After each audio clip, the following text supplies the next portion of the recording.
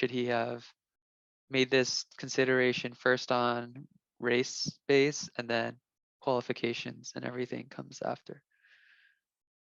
If I was to communicate my own personal thoughts, I would think that's um, certainly something frowned upon. If that was to be done in a corporate setting, I think you'd have a lot of cries of discrimination, certainly. Um, and I think really, although this is certainly understandably much different than a corporate setting. Um, I think it really should be treated in a similar way. This is podcast number 1 with Andrew Tsai. Hey, Austin, thanks for having me. Pleasure Hey, to be Andrew. here on the show. First podcast was obviously with Joseph.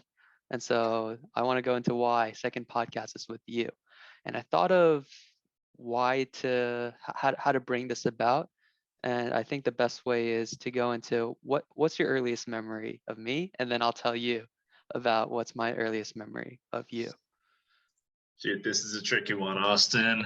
I don't know. You and I have been friends for so long that it's kind of hard to think of an earliest memory.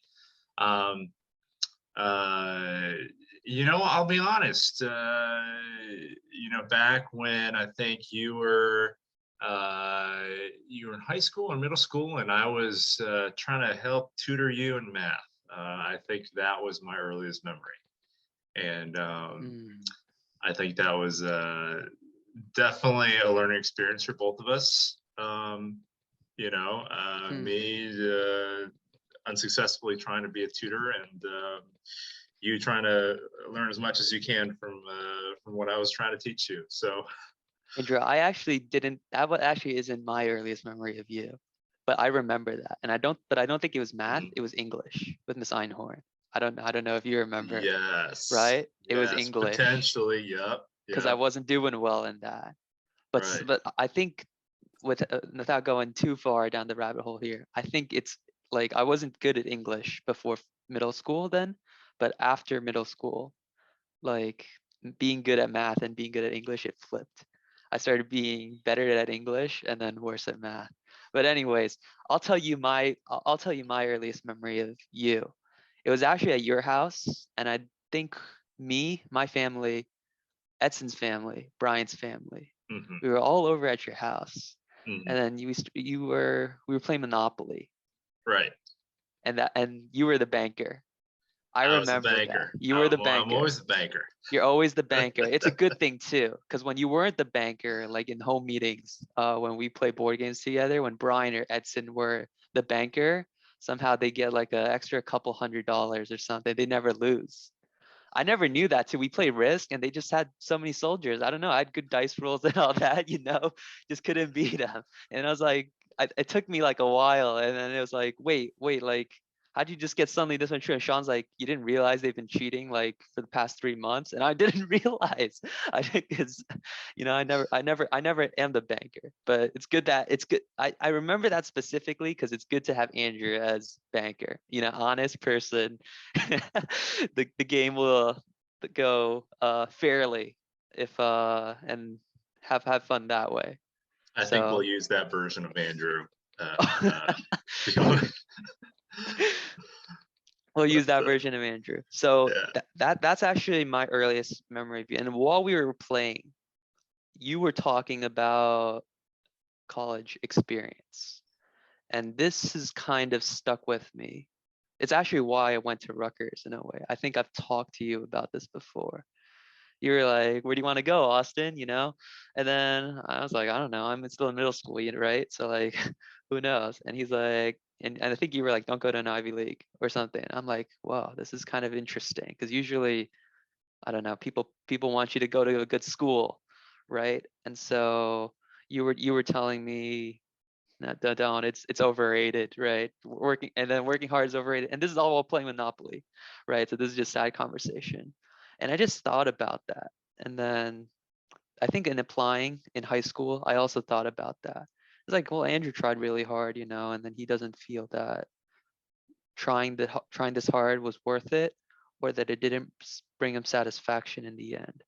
so maybe this isn't the way to go for me, right? And so tell me a little more about that. Why did you feel that way? Or do you still, would you still give that advice to, if there's a sixth grader like me? You know, I think that really was a difficult period for me. You know, college was difficult, and you know, I'd say that, you know, hearing that advice from someone who maybe had just graduated college. I think I was probably you know, fresh out of college at that point, or just graduating I think college. you were working Just at about. AT&T. Okay, all right. So I was out then. But you know, I think having that kind of raw perspective, now if I was going to give any kind of advice, you know, I might say, you know, I had that experience, you know, and I maybe just share that experience. You know, going to an Ivy League, it's expensive, it's competitive, okay, and it's very stressful. And you know, there's really no promise of anything better when you come out. You know, you really have to work hard at it, and you have to you know, have to really be the best of the best to succeed in that kind of environment. So many more don't make it than the ones that do. So, you know, it really is a little bit of a gamble there. Whereas I've seen a lot of folks, you know, very, very competent students, you know, go to state schools, or, you know, not to say state schools are any worse, but they've graduated, gone on to hold very good jobs, you know, be exemplary people in their professions, you know, had a great career, you know. So you know, I'd say maybe just taking that perspective and seeing that students can excel no matter which college they go to, you know. I think that's maybe the most important lesson that I would share with young people today. I see. You know, without offering them the direct imperative not to apply to an Ivy League, you know, maybe choose what fits best for you, and take the risk that you think is appropriate. I remember right before going into college, I think it was senior year. So this is like when we first talked, when I first heard this from you, it was about sixth grade, right? And then when I heard your advice again, I was like, Andrew, remember you said this 4 years, 5 years ago? You're like, yeah, I kind of. And then I think you thought about it, and then you told me something. It's that maybe it's not. Maybe going to an Ivy is expensive, or maybe it is stressful. But one thing you said was connection, or like the environment, the mentality there, right? People are ambitious, or they're there for a reason. They want to work hard and get something, right? And after now graduating from college, I think you're right on that. Like, not to say that Rutgers students are lazy, or like they're not ambitious, but I definitely felt that in certain classes, I would be more of the one having to explain things to fellow students, rather than being able to get something in return from others. You know what I mean? Or like, I felt like you feel you're on top, you're the big fish, and so you have no motivation or direction to do more. You know what I mean? That's what I struggled with. I felt that there was no rival. Like in high school, I don't know if you had like rival, but oh, of course, there's always somebody smarter, or somebody better, somebody, you know, with better grades, more athletic, you know. Sure, right. But I felt that like high school, I had that, and at high school I didn't like that actually. I felt that it's like this makes it so competitive. But then in college, I realized that without that like foil, you know, you don't have. Maybe it's a good thing that you don't have someone to compare yourself to, but it's also like you realize that you have to chart your own path in a way, right? That might be a good thing actually, so that you stop comparing yourself to others and chart your own path. But it's also the fact that you don't, if you don't know what you do, or you were just after good grades, you realize at that point then that the world's a bit more than that, right? Absolutely. And you know, I would say, yeah, it's twofold, like you mentioned. You know, first like a runner has a pacer to help them do better and to help them keep pace throughout the race. Mm. Similar if you are, running with a bunch of other fast people, or you're studying with a bunch of other smart students, you all get further together.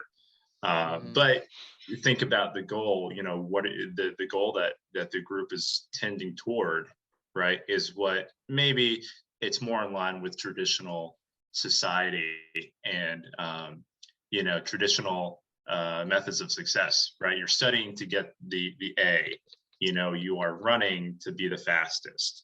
And you mentioned that, maybe if you had some more time on your own, outside of the pack mentality, you might redirect those energies to some other independent pursuit, where you might establish your own business. You might think of a great idea, right? You might be a Mark Zuckerberg in your dorm room coding Facebook, right? Right. And certainly, I don't think that was a group project for him. That was his own endeavor, that he went off on his own to do. So, it is twofold. Both paths lead to success. One is more risky than the other. I think that at the IB, at least with my experience, it was the group that went the furthest was the group with the pack mentality. Everybody was there trying to get the A, and not too much independent thought. And I think that's just a product of the student body and where we all came from. Very high achievers. Everybody was a high achiever. Overachiever. So it's very difficult to have any kind of independent thinking outside of what professors or the school or classes would tell you. Interesting. This reminds me of something my dad says about the American education system versus more Chinese or Taiwanese education system.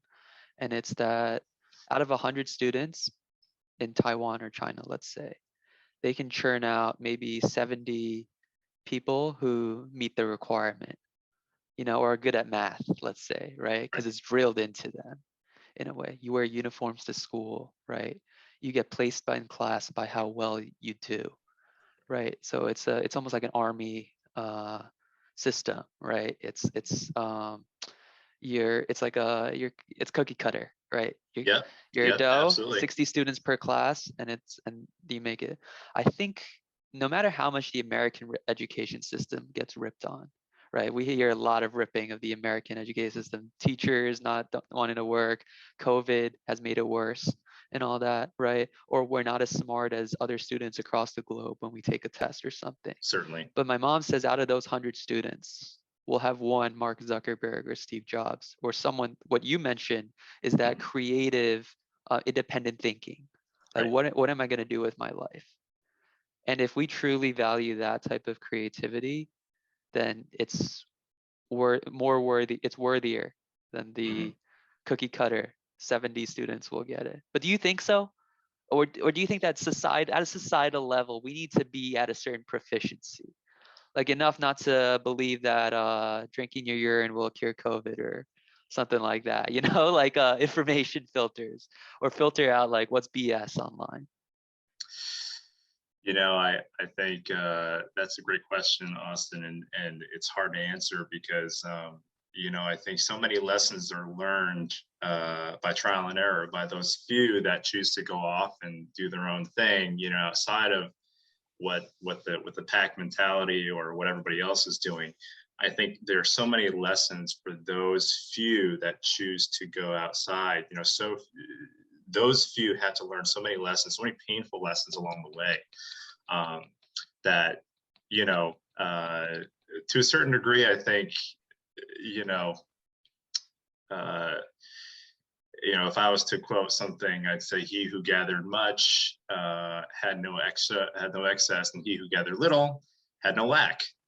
So regardless of however you make a living, at the end of the day, I think you really get, what you put in. So if you take the time to do that independent thinking, so it's more work, it's more pain potentially, it's more stress on you, on your family, outside of pursuing that conventional path, but the rewards are there. So you say conventional path, Right. I think there's a lot of talk about Asian American community. Well, there's a lot of talk about by group, by ethnic community, right? The African American community, Asian community, the white community, right, these days. But do you think within the Asian community is the traditional path or the more conventional path to get an education, to be a doctor, to be a lawyer? Do you feel that is that in the traditional cultural Asian path to take, I guess? I think that's not necessarily restricted to just Asian parents. I think as with any parenting approach, there needs to be genuine motivation, by the students, by the kids themselves. So the parents, no doubt have this motivation. Whether they themselves were not good students and they are trying to, give their kids the experience that they never had, or whether they were very good students, and they want their kids to be the same as them or better perhaps. But, I don't think it's restricted specifically to the Asian cultures. You didn't feel that, okay, it's not restrictive to Asian culture. Right. So I'm reminded of this SNL sketch with Daniel Kaluuya, I believe his name was, where the kid wanted to major in creative writing, but his parents really wanted him to be a doctor. So and this was I think the parents in that scenario were African American. So certainly I think it really extends beyond, to cultures, to several cultures. Although, to your point, I will say it is maybe a little more predominant or a little more traditional, right? With Asian parents, typically that's the Do you think that's type that we traditional see. with Asian parents or Asian American parents? I think it is traditional with Asian parents in general, although me not having grown up in Taiwan, or Asia, I can't speak for them certainly, but I will say that certainly the immigrant experience, right? That you and I have both been a part of.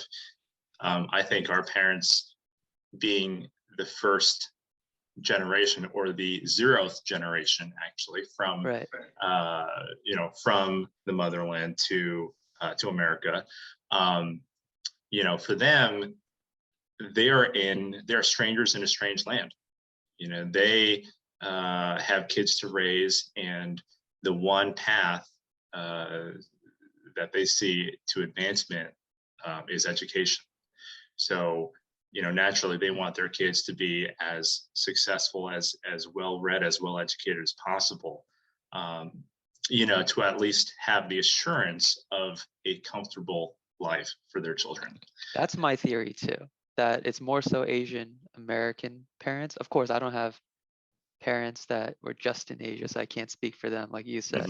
But I do think that because their experience was that they got to the US because of education, they think that it is the way up the social ladder. Right. So I acknowledge that. I think that has a role to play, versus because it is their experience. Right. But I don't know, for our generation, right? I think at least the millennial generation. I like to consider myself millennial, but apparently I'm not part of that generation. I don't know if you're part of that generation, but yeah. So what were the dates? Was it 1980? If you can remind me, 1980 to what, 2000? Millennial age range. Googling it right now because okay. I don't actually know. They have the whole charts of everything, like lost generation, silent generation, all that. So millennials is 1981 to 1996. Oh wow. Okay. All right. There were some stats that I saw that it's hard. Millennials aren't going to make as much money, or they're not going to be as financially stable as their parents, right? And so I guess when our parents got here, there's an expectation that they could do better than their parents, or that they just can't get further in life. They could climb higher up the social ladder, right? And I think with their expectation that we can do that with them, it's hard because with current situation, with inflation going up, Yeah, absolutely. housing prices also going Yeah, up, yeah, everything's going up. yeah. How do you can is it okay then for to just shift the American dream so that right now it's just to get on par with your parents instead of getting further along than your parents? And that's a tricky question. I think that certainly, I think that's every parent's dreams to have their kids do better than them. Maybe I shouldn't generalize, but I should say at least, I think your parents and my parents, we both, I think they all agree that, they want their kids to be better than them. Now, whether or not that will be a reality is to be determined. Certainly, I think at that point, but I think all this is beside the point where, each of us has to do its best for ourselves, Austin. So, for me, I'm working in corporate, and I need to do the best I can, within my industry, within my profession, to be the best, that I can be. And you're working as well. I think it's harder for us because we don't have the benefit of those networks of well-established families that have been in the United States for generations, and may have branched out and have, many different connections in many different industries. So I think it is harder for us. But hold on, our parents didn't have that either, right? Right. They didn't have this network in the U.S. Yeah, that's right. That's right. Right. So potentially, comparing apples to apples, certainly in that case, maybe we could do a little better, or certainly. But again, really that comes down to, a certain amount of skill, a certain amount of luck. And I think we have all the advantages, certainly being an American, regardless of generation or which whatever age that we happen to live in, being an American is something to be coveted, and a lot of international students, a lot of international people, would love to come here just to be an American and have the opportunities that we have. So, certainly taking the big picture into account. Right. Look, it's fortunate to be an American. And actually, people I talk to, it's the Americans that don't appreciate being an American at times, or are very critical of the US. It's the immigrants or the students foreign exchange students who come here and are like, what the heck are you guys thinking? Right? Or like, you guys are such like complainers, right? Or like, I wish like I was in your shoes. I get that feeling. And so you think that this feeling of criticizing America, is that part of like, I guess, kind of like we're just rich kids growing up in a rich household, kind of feeling? Or is it something to do with our education or current political atmosphere? I think being able to criticize America is as much a part of being an American. That being able to criticize America freely, is part of the American dream. At least to me, I think that is, that certainly is my take on it. I was struck by a line from Barack Obama, where he said he will fight for the right, for that person to say, to have freedom of speech, even if that speech is to, is against the president and against his policies. The president, Barack Obama, would fight for that person's right to say what he wants to say. And, I think having those freedoms is essential to being American, to being an American in today's world. Absolutely. And it gets you closer to the truth by being able to speak what's on your mind, right? Versus like, let's say China, they deny that anything's happening to the Muslims in the western part of the country, right? Then you can't even confirm that anything's happening because it's censored so much, right? Or even the tennis star who accused a Chinese official of sexual assault, right? We don't even know if that's real or that, like, why would you write that and then a few weeks later after disappearing, no one hear from her, suddenly say like, no, everything's fine, right? It's almost, I find that's the strength of our country, is that you can criticize and get closer to the truth that way. No one's immune from that. You know what I mean? Absolutely. I would 100% agree with that. You know, I think being able to speak your mind about anything, about race, about politics, you know, and that might contribute to the polarization of our current society. But at the same time, you know, I think that is an integral part of being an American. You know, so you know, as unpleasant as the news cycles are today, I think that is a reflection of the freedoms that we have in our democracy. And that's not something that is easily had elsewhere in the world, you know, Russia, China, those repressive states. You know, so, you know, of the few things that I'm grateful for, you know, or the many things, you know, one of the things I'm grateful for certainly is, you know, being in a country that would allow me to speak my mind, certainly about things. But we all like free speech, but we all like free speech when it pertains to ourselves, right? So there's certain controversial things going on right now. One of them is vaccine misinformation going on online, right? If your speech, let's say, isn't correct, medically correct, or it can harm people, right? Should that still be protected? Or let's say it's Nazis or Klans members, KKK members, right? Should that speech, even though it's so undemocratic or against what is nice, quote quote, right? Should that be allowed in discourse in the name of free speech? And I think there are much better minds than mine working on these tough questions. That's tricky, right? Right, that's tricky. That's tricky. I would say, yeah, I'd say that to a certain degree, you know, anybody can say what they want to say. And it becomes a matter of legal importance when that speech is communicated on a certain platform. So if I wanted to go outside and say whatever I want, you know, as long as it's not harming anybody else or it's not a threat to anybody else, that's fine.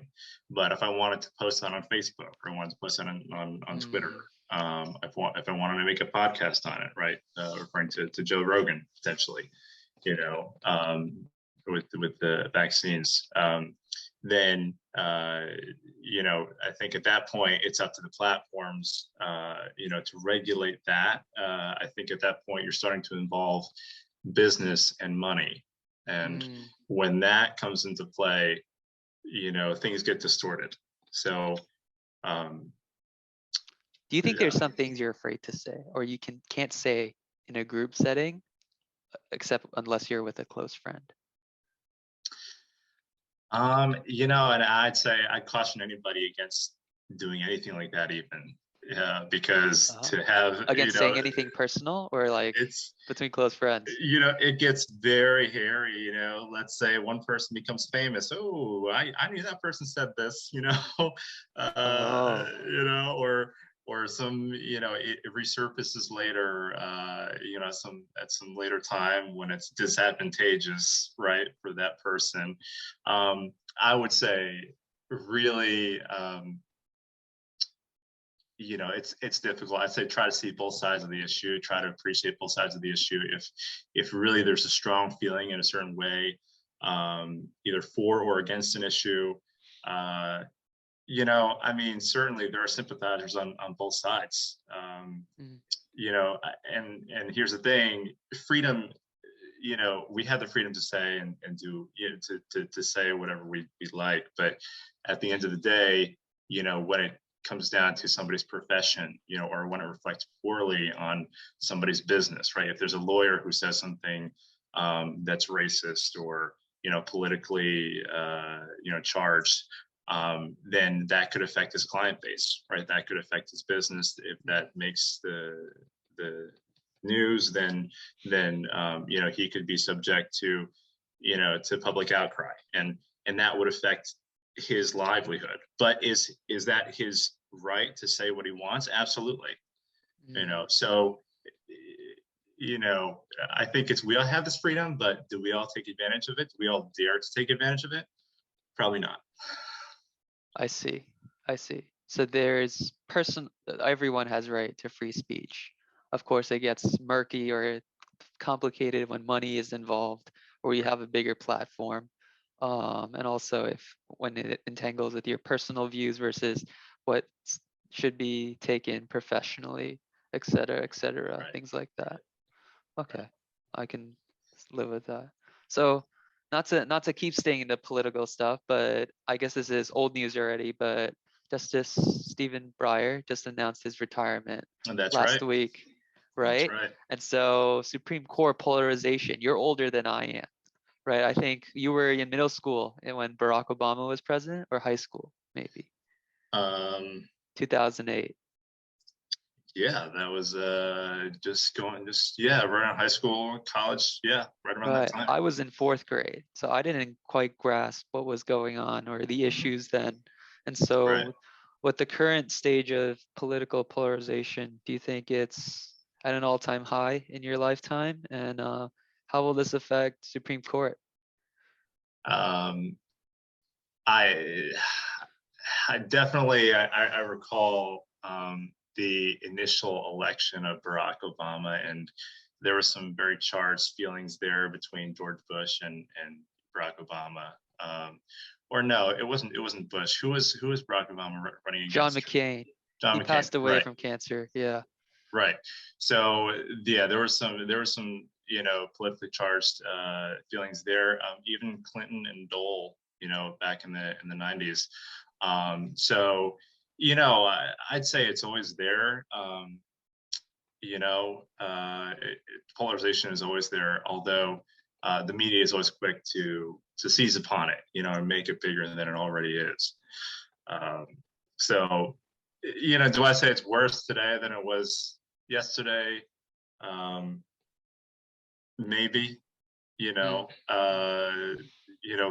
I'd say even within, you look at the Democratic presidency today, Democrats ostensibly control both the Senate and the House, right? The Senate with 50-50 with Kamala Harris as the tiebreaker. But can they get anything done? No, so well, I shouldn't generalize. I think there are some controversial pieces of legislation that Build Back Better get across. Right. That's Exactly. And polarization, okay, but at the same time, it's like even if somebody does control it, there's still infighting. Let's zone in on that with the Democratic Party right now. Build Back Better. Right. For all 50 Republicans, where we already know they weren't going to vote for it.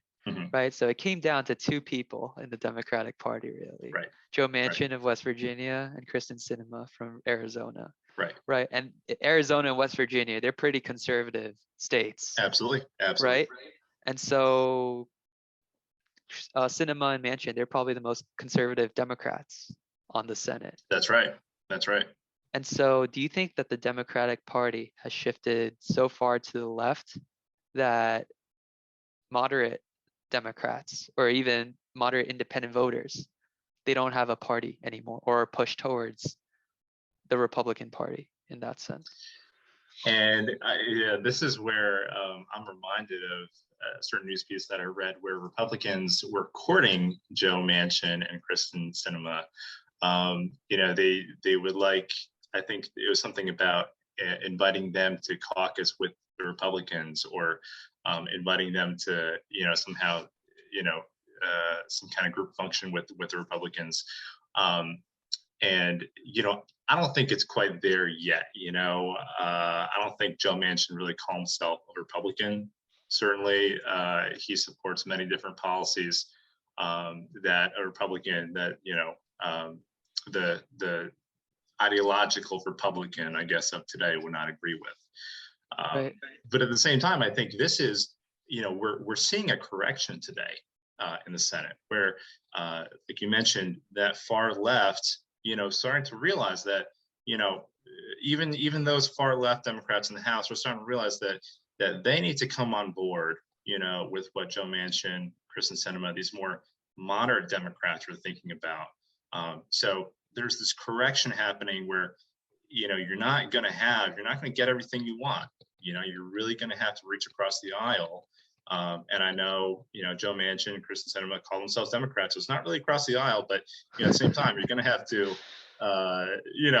kind of think, put yourself in the other person's shoes, and see what you can pass in Congress.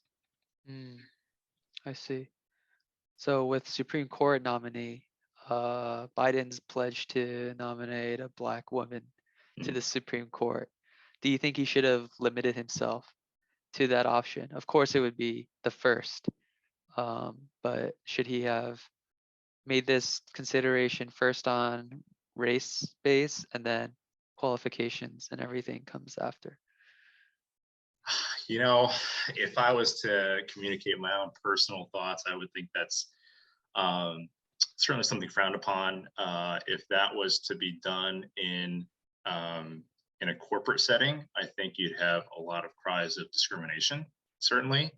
And I think really, although this is certainly understandably much different than a corporate setting, I think it really should be treated in a similar way. You want somebody who's competent, who understands the law, not that any of Joe Biden's nominees are not, but at the same time, it's, and there might be more at play there.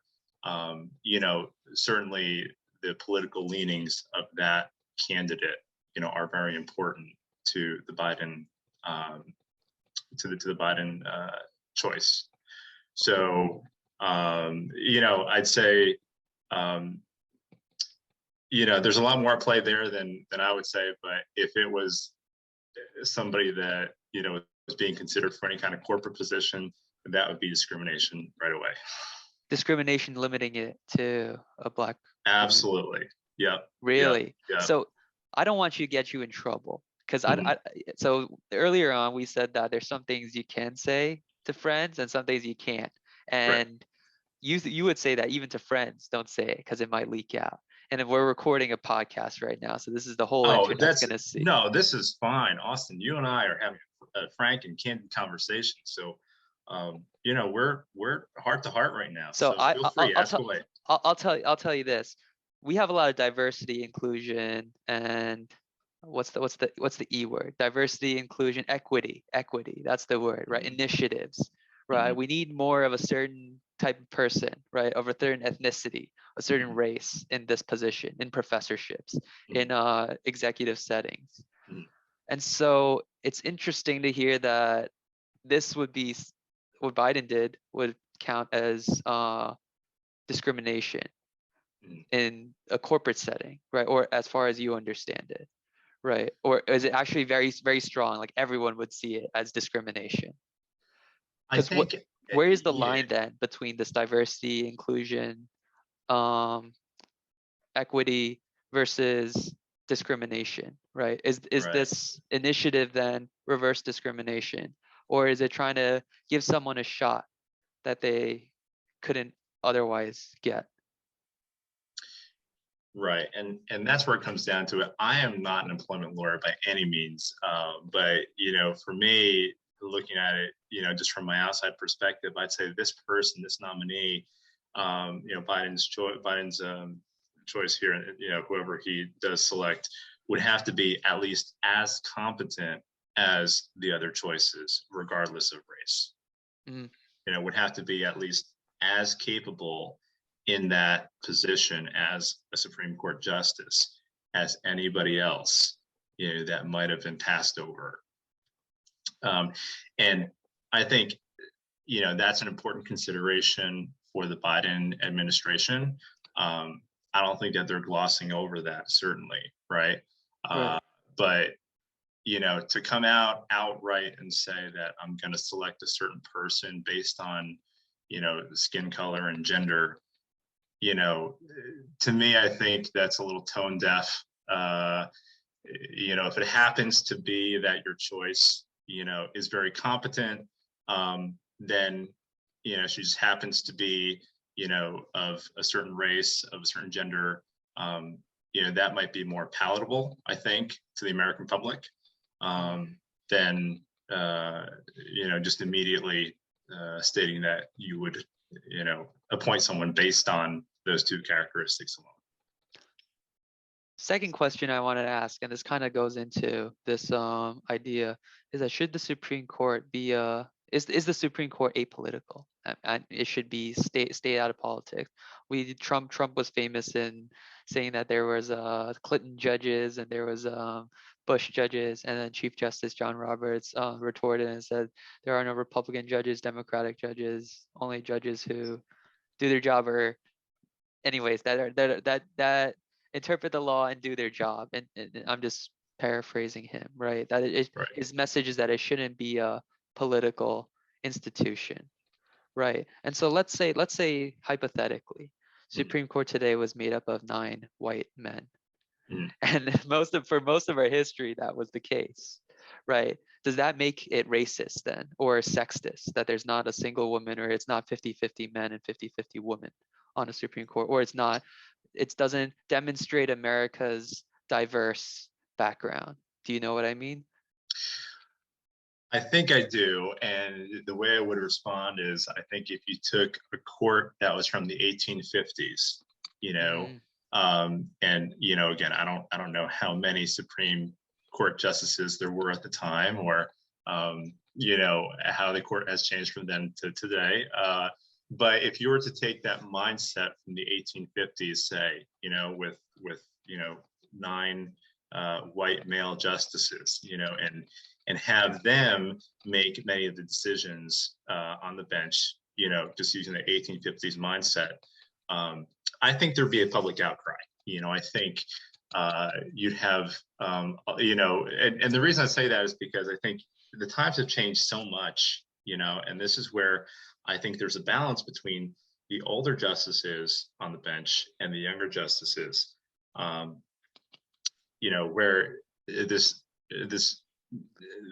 growing up in different times, growing up to today, seeing how society has transformed, I would find it very difficult to believe that a white male of today, even if he was a Supreme Court justice, would make the same decision that a white male of 1850 would make, if that makes sense. Right.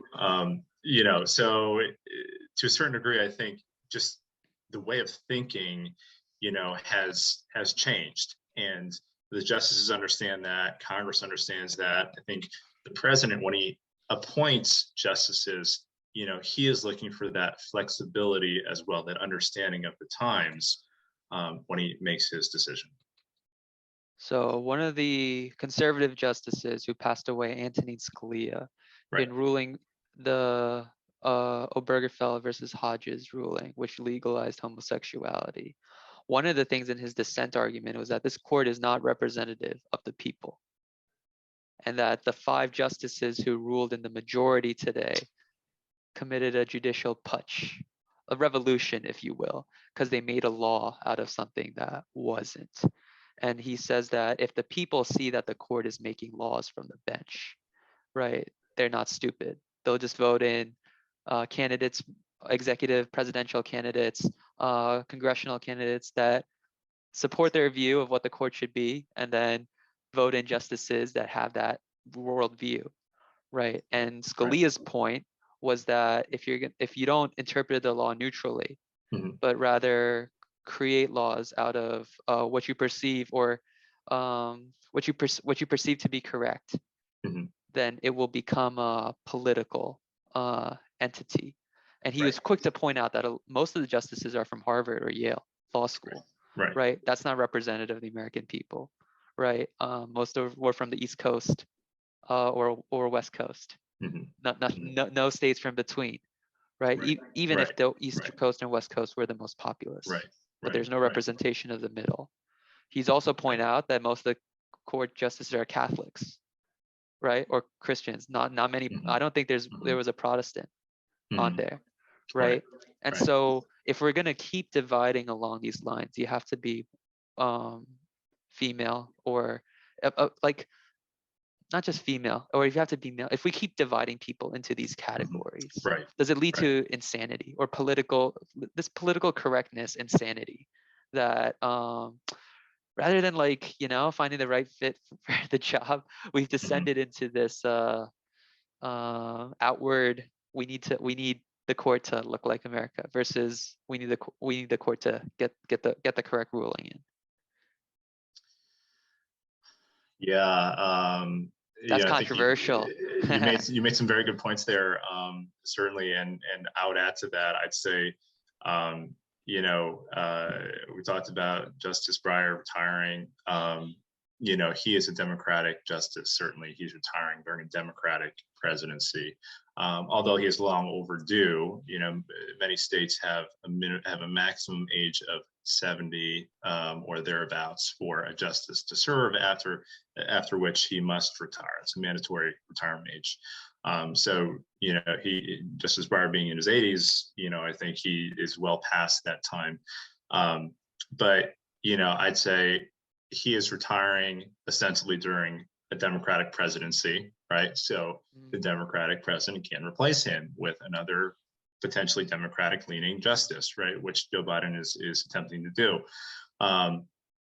But the same has happened for in fact, the three, all three living retired Supreme Court justices were Republican and retired during a Republican presidency. So, Or died. Right. Well, right. Justice Ginsburg died. Ginsburg Right. died. I think Right. Scalia died too. Right. Scalia died. Potentially. Right. But so I think this is definitely a pattern, and I think making that conscious choice to retire during a presidency that aligns with your own political views, that's as much tradition with the Supreme Court as it is anything else. So the media making a big deal about this one Democratic justice retiring during Democratic presidency. Okay, it makes for a good soundbite. So Justice Breyer actually doesn't like being called Democratic judges. He was, I think, good friends with Scalia. He had many talks with him, right? Public talks and universities and whatnot to talk about their two different point of views, and they never agreed in the end, right? They had these two ways of interpreting the Constitution, right? But I think they were still friends, or they were still colleagues, right? You would see them together, even in congressional hearings and whatnot. We don't see that today in the court anymore. There's no conservative justice and liberal justice are friends with each other that, like they could put their views aside. And then I think Scalia and Ginsburg were best friends, right? They would have New Year parties or some once a year, their families would get together to have dinner, and they would go see plays together, travel together, and all that. There's this toxic animosity between the two groups we have today, two parties. Would you say, or not so? And I would say that those justices, there's this gap, right? So you have those younger justices, Barrett, Kavanaugh, Gorsuch, right? Being appointed by Trump. They're younger, they identify together, they all lean a certain in a certain political direction. And then you have the older justices, Alito, Thomas, Roberts, and I don't know if they all have the same political leanings, but certainly growing up, in an older, being of the same age, having had the same experiences, I think the younger justices, would tend to band together more. And it maybe just a coincidence that they were all appointed by Trump. They all have the same political leanings as well. But they're younger, they stick together, and then the older, justices, I think, might have the benefit of experience, and might better understand that, having a different perspective is useful, and is helpful to broaden their own context. I see. Why don't we put aside politics? Because I think we've talked a lot about politics this podcast. So why don't we talk more about something in daily life? And one of the things that comes to my mind is finance, finances. Have you gotten into crypto lately, or any stocks, or not your cup of tea for you? Crypto is one of those things, up one day, down the next. I think it takes real talent to know when to sell and when to buy. I think of late, I tend to follow crypto and stocks, reasonably closely. Crypto is not doing so hot. So, now might be a great time for the discerning buyer to invest, or it might not be. So it could go down further. I'd say certainly it's a risky proposition at best. And you see a lot of businesses, Tesla aside, but I'd say a lot of businesses that have been accepting crypto have been redeeming it immediately. So they have not been holding on to that asset, regardless of how much it could appreciate. There's just too much risk there. And that's a business decision to make. So, crypto certainly is not great. Stocks are not great. And part of that is with inflation, right? So it's time to buy now? Now that stocks are not great? I think if I could put, if inflation is going up, that means that my money is worth less, tomorrow than it is today. So I may as well go out and spend it today instead of investing it. Right, where it could potentially lose value. What do you spend money on? Housing? Yeah, and I think that's more of an ideological, theoretical argument, where inflation would affect the stock market, because money is less valuable tomorrow than it is today. So I may as well spend it today. But as for what I personally spend money on, I'd say, housing is a big part of it. Cars, car payments, certainly, the daily needs of life. Right. I don't think, working for corporate, I don't think any of us are getting rich doing that. So it really goes toward, paying off things, putting some money aside for a vacation, or, like a new computer, or the renovations I've been putting off, that kind of thing. So. Gotcha. Yep. Andrew, I know that you're a small business owner. And so, that's right. And you fix iPads, and I think that's a pretty cool skill to have. And this kind of goes into our talk about finding your own path, or what you enjoy doing.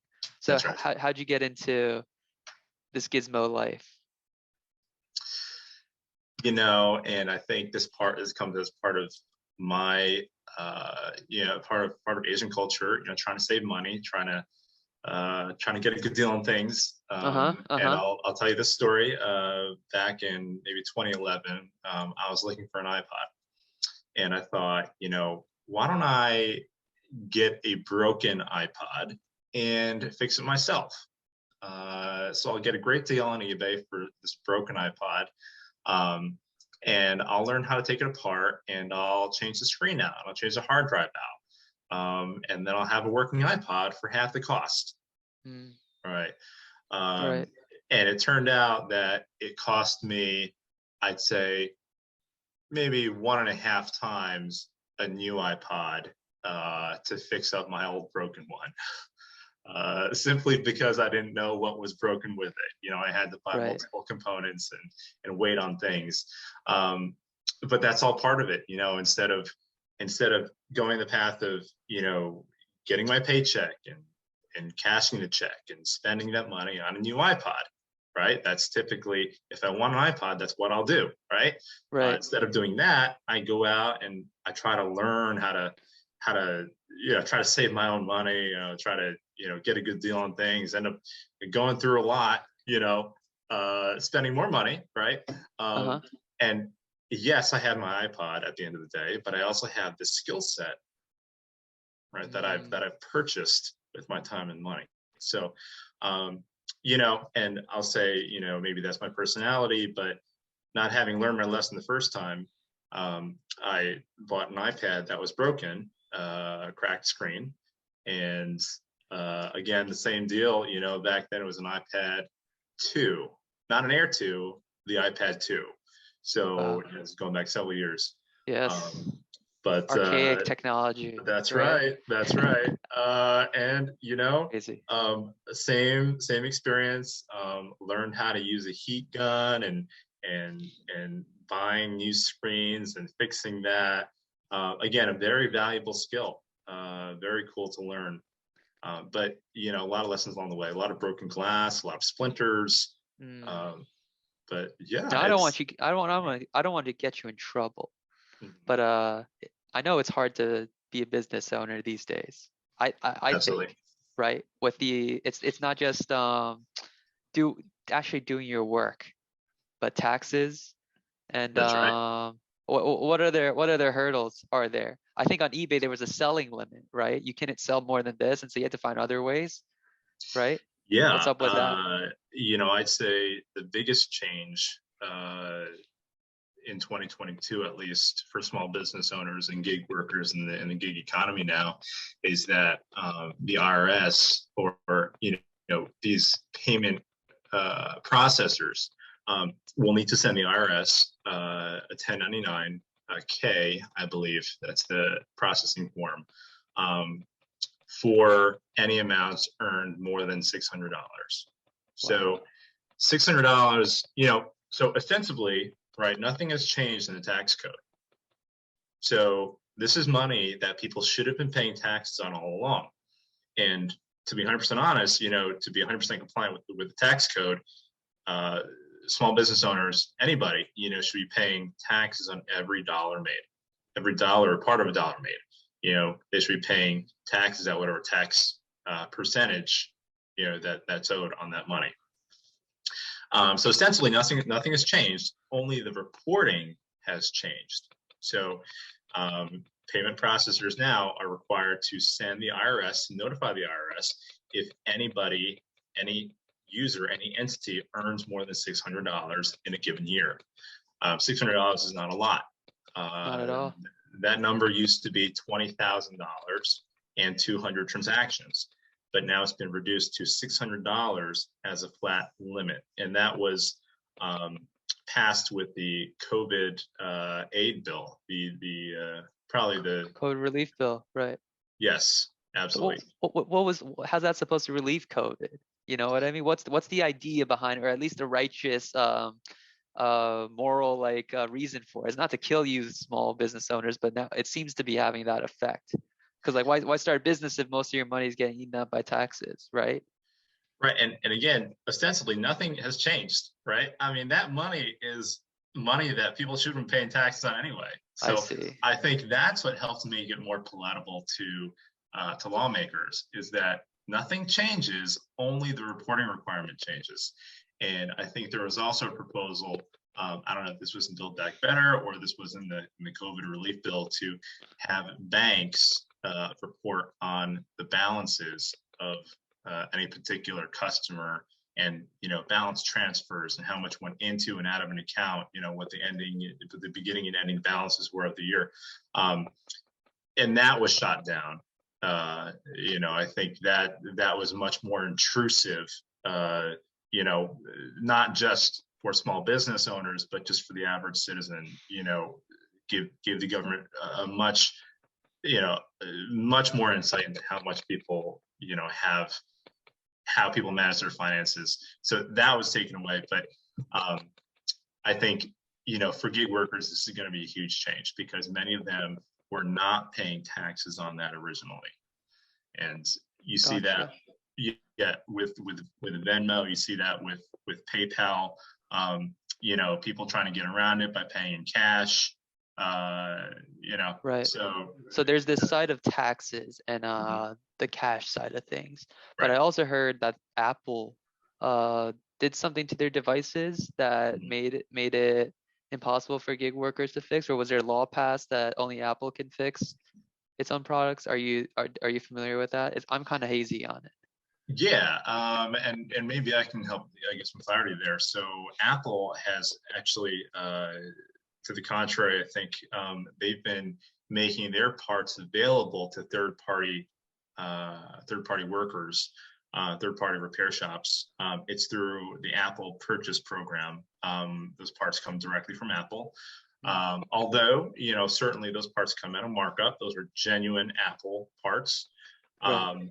And I'd say even then, should anything go wrong with the repair, you cut a Face ID cable, or you cut a Touch ID cable or something that is not easily repaired, Apple will need to go in and fix that. So, or you replace a battery that doesn't have the special Apple chip installed. So it'll still work, but it won't give the full functionality. And that's all part of, I don't mean to disparage Apple. I think that these changes are done for a certain reason. And I'll use the example of batteries that I mentioned. Apple is trying to make sure that users use their batteries to prevent any kind of aftermarket batteries from exploding or hurting their users, or damaging the device. Would being more effective be one of the things on that list? Right, potentially, right, to make more sales or to capitalize on the repair industry. But that's a more cynical way of viewing it. Right, absolutely. But I will say though that to most consumers, aftermarket repairs are much cheaper than much more widely available than bringing a device into the Apple store. So, for the average consumer, they want the Apple experience, but they don't want the Apple prices. Then an aftermarket repair is perfectly okay. I see. Well, before we end, one last thing. Future outlook. What do you think? 2022. After we've gone through 2020 and 2021, what do you think's this year, since we're just at the start?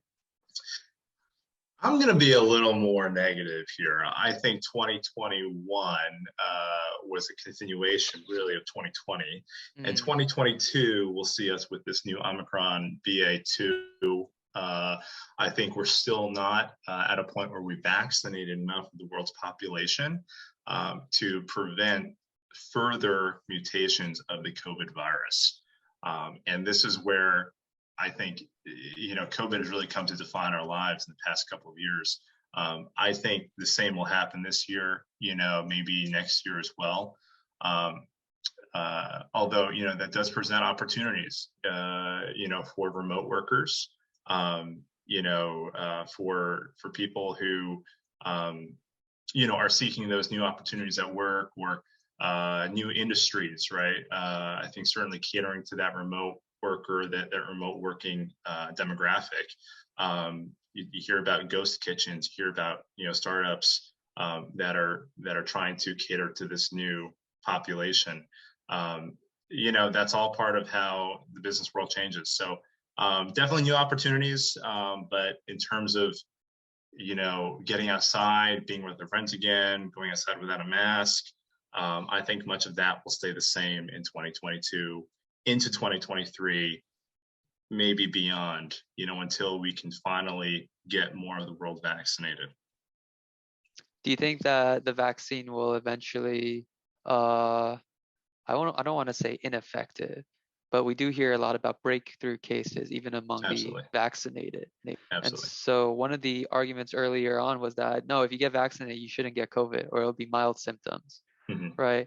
But right now, even the vaccinated, it's still, you could say it's mild symptoms if it's not death, right?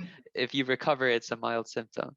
But you think the vaccine is the Do I think it's the answer? It's the answer, and that's it. Or is it a COVID take a COVID pill, and then I think there what's other types of treatment that come up. So vaccine and masking, that was all preventative, right? We don't want you to we don't want you to get it. But Mhm. now that even vaccinated people are getting COVID, is there perhaps I think Pfizer made a COVID pill, That's right? right. That's right. I Merck as think well. that perhaps maybe this is going to be like the yearly flu now, right? That's Dr. Fauci's Mhm. prediction at least, Mhm. or that everyone at least is going to get COVID. My dad says if you haven't gotten COVID at this point, then you probably have no friends. He was speaking to me on that. And so I haven't, luckily, I guess I haven't gotten it, but it also says I haven't been out much. And Right, so this right, podcast, I hope, is a way to reconnect with everyone and right. uh, do that. Yeah, and that's part of it. I mean, you mentioned a little bit of COVID becoming endemic in the population, right? Where Uh-huh. everybody has COVID and it's just seasonal. That's possible, I think definitely, but I think that the common perspective of COVID, or the perception at least, is that it is much more serious than the common cold. Right. Mm, So if you get COVID, you could potentially die. You could develop long COVID, where those symptoms never truly leave, right, and you're just, living with this day in, day out. So it is portrayed as much more dangerous, even if it is just seasonal. There's always the risk. right. So, I think until we have some kind of handle on it, I won't say eradicate it. I think that's much too far out. But um, until it becomes endemic and it becomes safe, until we develop, good treatments for it, and scientists are still working on that. Um, it's still going to impact our daily life through 2022 for sure, possibly into 2023, 2024. Absolutely. I see. Well, I guess on that note, we'll conclude this podcast. And Andrew, it's great to have you on. Absolutely. And Always great I to be hope here, Ross. to I hope to circle back and we'll have a follow-up conversation, see if your predictions come true or not.